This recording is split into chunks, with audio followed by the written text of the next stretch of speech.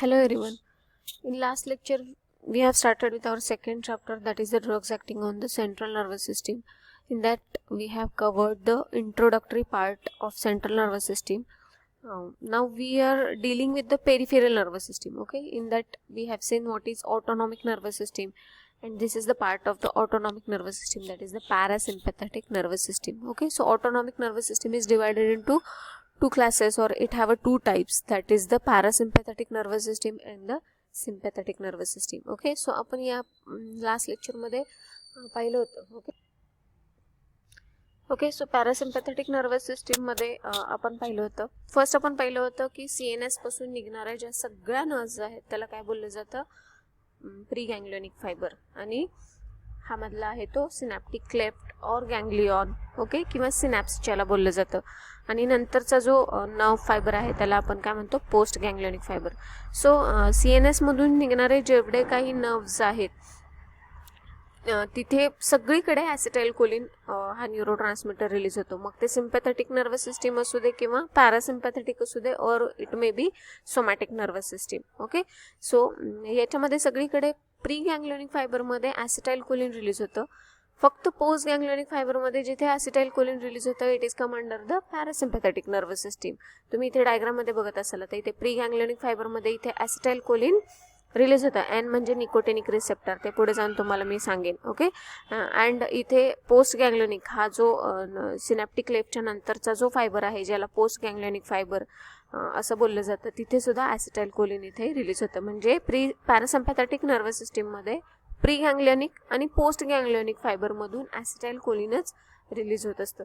त्याच्या opposite sympathetic nervous सिस्टीममध्ये pre गँग्लियोनिक फायबरला ॲसिटाइलकोलिन release होत असतं आणि पोस्ट गँग्लियोनिकला नॉरएपिनेफ्रिन किंवा ज्याला ॲड्रेनालिन असं सुद्धा बोललं जातं. ओके, हे पोस्ट गँग्लियोनिकमध्ये रिलीज होत असतं. आणि डोपामाइन, ओके, नॉरएपिनेफ्रिन और डोपामाइन फक्त एक्सेप्शनल केस सिम्पॅथेटिक नर्वस सिस्टीमच्या अंडर एकच आहे ज्याच्यामध्ये ॲसिटाइलकोलिन पोस्ट गँग्लियोनिक फायबरमधून रिलीज होत आहे. Okay, it is about the sweat glands. Sweat glands असे एकच ग्लँड्स आहेत which are come under the sympathetic nervous system, still in both nerve ending, that is the pre-ganglionic and post-ganglionic fiber च्या nerve ending ला तिथे काय होतं, acetylcholine release होतं.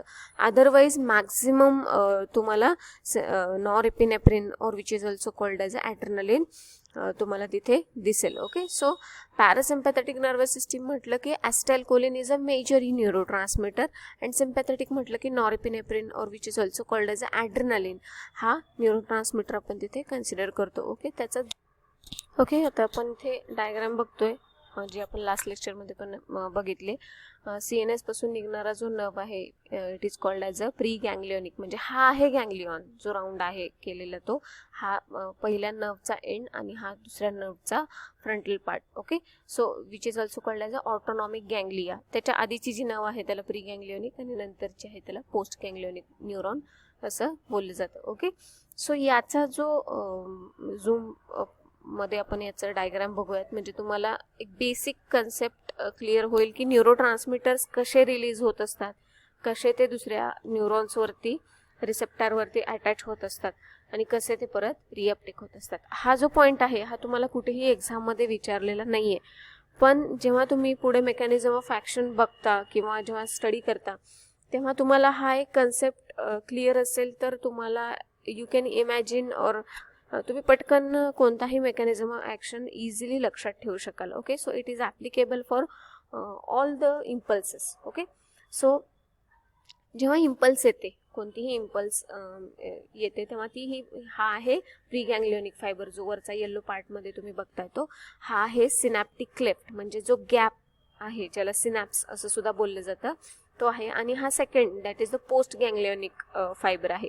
त्याच्यामध्ये हा जो गॅप आहे याच्यामध्ये न्यूरोट्रान्समीटर्स रिलीज होत असतात आणि इथे असणाऱ्या रिसेप्टर्सवरती ते अटॅच होऊन काय होत असतात, पुढे त्याची ॲक्शन कॅरी करत असतात. ओके, सो इकडे काय होतं, आधी ॲक्शन इम्पल्स येते. ओके, सो इम्पल्स आल्यानंतर काय होतं इथे जे voltage gated calcium channel, sodium potassium, हा खूप मोठा एक प्रोसिजर आहे, मी फक्त शॉर्टमध्ये सांगते, रिलीज होतात आणि त्याच्यामुळे इम्पल्स कंडक्ट होते. इम्पल्स कंडक्ट झाल्यामुळं हा कॅल्शियम चॅनल ओपन होतो.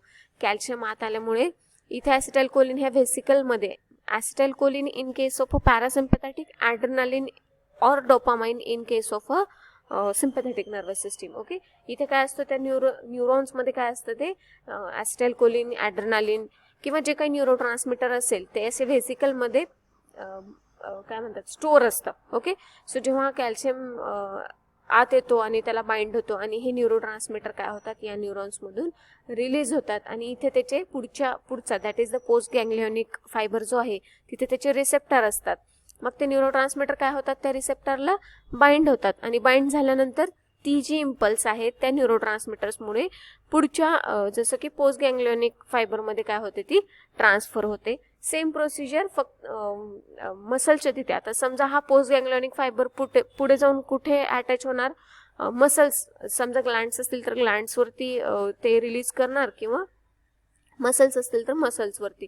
तर सेम तिथे काय असणार, असे रिसेप्टर असणार त्याच्यावरती ते बाइंड होणार आणि तिथे ते ॲक्शन दाखवणार. सो याच्या थ्रू काय होत असतं, हा न्यूरो ट्रान्समीटर असा रिलीज होत असतो आणि इथे बाइंड झाल्यानंतर जर काही न्यूरो ट्रान्समीटर शिल्लक राहिला, त्याची क्वांटिटी काही शिल्लक राहिली तर त्याचं परत काय होत असतं, रिअपटेक होत असतं. ओके, हे खूप लेंदी प्रोसिजर आहे. ती डिग्रीला तुम्ही डीपमध्ये तुम्हाला स्पेशल क्वेश्चन असणार आहे त्याच्याला, ॲक्शन पोटेन्शियल ज्याला म्हणलं जातं. हे मी तुम्हाला खूप ब्रीफमध्ये आणि फक्त तुम्हाला माहिती असावं की ॲक्शन पोटेन्शियल म्हणजे काय. एक नर्व इम्पल्स येते त्याच्यामुळे काय होतं, इथे जे व्हेसिकल म्हणजे स्टोअर असतात जे न्यूरो ट्रान्समीटर ते प्री गँग्लिओनिक फायबरमधून रिलीज होतात सिनॅप्टिक क्लेफ्टमध्ये किंवा गँग्लिओनमध्ये आणि पोस्ट गँग्लिओनिक फायबरवरती जे रिसेप्टर्स असतात त्याच्यावरती ते न्यूरो ट्रान्समीटर अटॅच होतात आणि त्याच्यामुळे ती इम्पल्स कॅरी फॉरवर्ड होते पोस्ट गँग्लिओनिक फायबरमधून. Okay, so this is only for your introduction or acknowledgement. Okay, हा जो पॉईंट आहे किंवा हा जो पार्ट आहे तुम्हाला कुठेही विचारला जाणार नाही. ओके, आता जर इथे न्यूरो ट्रान्समीटर्स रिलीज होतात, सपोज इथे ॲसिटाइलकोलिन रिलीज होते तर ॲसिटाइलकोलिन पर्टिक्युलर रिसेप्टरला जाऊन अटॅच होतं. ओके, ॲड्रेनालिन सुद्धा सगळ्याच रिसेप्टरला अटॅच होतं का? Obviously not. तिथे पर्टिक्युलर रिसेप्टर्स असतात, त्या रिसेप्टर्सला जाऊन ते पर्टिक्युलर न्यूरो ट्रान्समीटर अटॅच होत असतात. म्हणजे जसं की ॲसिटाइलकोलिन सपोज मस्कॅर्निक रिसेप्टरला अटॅच होत आहे तर तिथे ॲड्रेनालिन अटॅच होत नाही किंवा बाइंड होत नाही ज्याला आपण म्हणू शकतो. ओके, सो हे रिसेप्टर सुद्धा खूप इम्पॉर्टंट आहेत. म्हणजे ॲसिटाइलकोलिन जिथे रिलीज होतो तिथे वेगवेगळ्या टाईपचे रिसेप्टर्स असतात. ओके, त्याचं क्लासिफिकेशन म्हणजे आपण आता पॅरासिम्पॅथॅटिक बघतोय तर तिथे काय रिलीज होतं, ॲसिटाइलकोलिन रिलीज होतं. आता ते जाऊन कुठे बाइंड होतं, पर्टिक्युलर रिसेप्टर्सवरती बाइंड होतं. तर ते रिसेप्टर कोणत्या रिसेप्टर्सवरती बाइंड होतं, म्हणजे बॉडीमध्ये डिफरंट ऑर्गन्समध्ये, डिफरंट मसल्समध्ये डिफरंट काइंड ऑफ रिसेप्टर्स असतात. मग त्यापैकी कुठल्या रिसेप्टर्सला ते ॲसिटाइलकोलिन बाइंड होतं हे आपण इथे बघणार आहे. Okay, so there is a classification of the cholinergic receptor. ज्या रिसेप्टरला जाऊन ॲसिटाइलकोलिन बाइंड होतं अशा रिसेप्टर्सना काय बोललं जातं, कोलिनर्जिक रिसेप्टर्स असं बोललं जातं. Okay, so cholinergic receptors are divided into 2 classes, that is the nicotinic. Okay, इथे तुम्ही बघत असाल nicotinic and the muscarinic. Okay, so nicotinic receptors are again divided into 2 classes, NN receptor and NM receptor. Okay, इथे थोडंसं zoom करून तुम्हाला बघावं लागेल. NN रिसेप्टर आणि NM receptor. So nicotinic cholinergic receptor are divided into 2 classes, that is the nicotinic receptor and मस्कॅर्निक receptor. या 2 रिसेप्टरचे परत सबटाईप आहेत. Nicotinic receptor is classified into 2 classes, that is the NN and second one is the NM.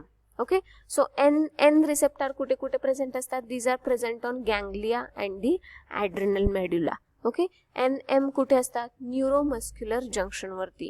म्हणजे neuromuscular junction म्हणजे काय, जिथे nerve end असते आणि जिथे मसल असतो, म्हणजे मसलवरती ते ॲक्शन, जिथे मसल आणि नर्व एंड असते त्याला न्यूरोमस्क्युलर जंक्शन असं बोललं जातं. सो तिथे कोणते रिसेप्टर्स असतात, NM रिसेप्टर असतात. So muscarinic receptors are again divided into 2 classes, M1, M2, M3, M4 and the M5. Okay, so M1 कुठे present असतात, these are present on the gastric ganglia and the central nervous system. M2 कुठे असतात, heart वरती आणि central nervous system. M3 कुठे असतात, eyes मध्ये, GIT वरती, bladder, that is the urinary bladder, bronchus, bronchial muscles, then glands आणि CNS, म्हणजे मोस्टली जे स्मूथ मसल्स आहेत त्याच्यावरती कोणते रिसेप्टर्स असतात, M3 रिसेप्टर्स असतात, आणि M4 आणि M5 कशावरती असतात, सेंट्रल नर्वस सिस्टीमवरती प्रेझेंट असतात. सो हे जे रिसेप्टर आहेत आणि त्याचे लोकेशन आहेत हे तुम्हाला माहिती पाहिजेत. ओके, त्याशिवाय तुम्ही पुढचा स्टडी तुमच्या म्हणजे जे काही आपण बघू ते तुमच्या लक्षात राहणार नाही. Okay, so cholinergic receptor is divided into 2 classes, nicotinic and muscarinic. Nicotinic is divided into again 2 classes, that is the NN and NM. Okay, so NN are present on the ganglia and adrenal medulla.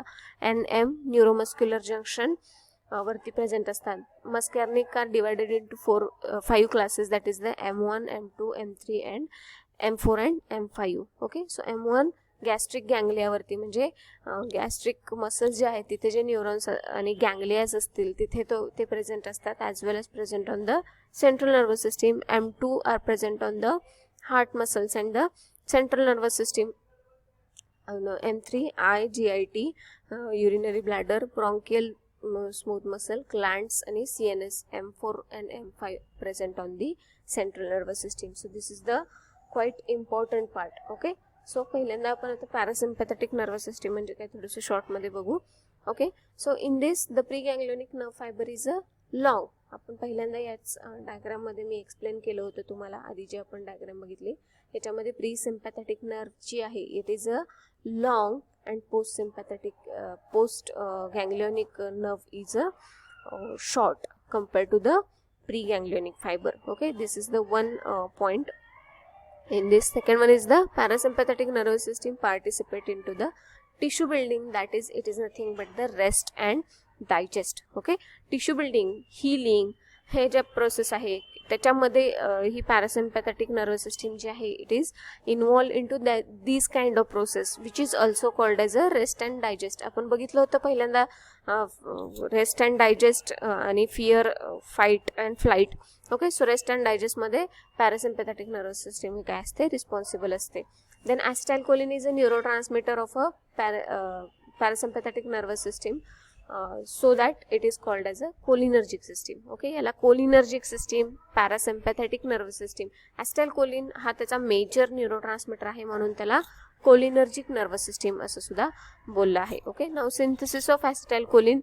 acetylcholine nerve मध्ये तयार होत असतो. ATP plus acetate plus coenzyme A bind together and with the help of the acetate activating reaction these are converted into acetyl coenzyme A, and with the then choline is attached to this, and then with the help of the choline acetyl transferase it is converted into acetylcholine coenzyme A. Okay, so acetylcholine हा form होतो. It is sometime हा question विचारलेला आहे. Okay, so synthesis of acetylcholine is here. Next one is the breakdown of the acetylcholine. Okay, so metabolism जे आहे ॲसिटाइलकोलिनचं हे आपण आता नेक्स्ट लेक्चरमध्ये बघूयात. ओके.